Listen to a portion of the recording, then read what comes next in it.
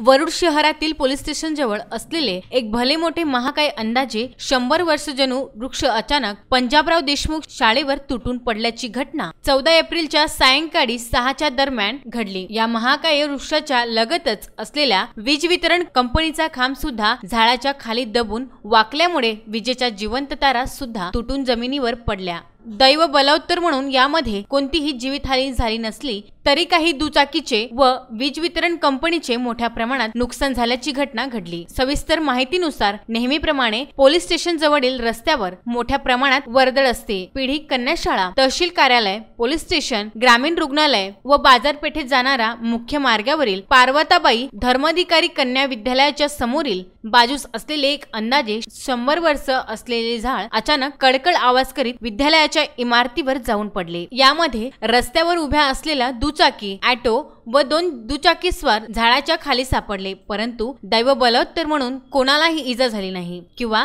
जखम सुद्धा झाली नाही। विशेष म्हणजे ही घटना रविवारी सोडून दुसऱ्या कुठल्याही दिवशी घडली असती तर कदाचित आज चित्र वेगळे राहिले असते। कित्येकांना या अपघातात प्राणांना मुकावे लागले असते, परंतु कोणतीच दुर्घटना घडली नाही हे विशेष पोलीस स्टेशनच्या आवारात उभे असलेले ठाणेदार दीपक वानखेडे, पोलीस उपनिरीक्षक श्रीराव मळावी व इतर पोलीस कर्मचारी व पत्रकार मंडळींनी घटनास्थळावर धाव घेतली व डीपी बंद करून वीज पुरवठा खंडित केला, तर नगर परिषद सार्वजनिक बांधकाम विभागाला सूचना देऊन परिस्थिती हाताळली।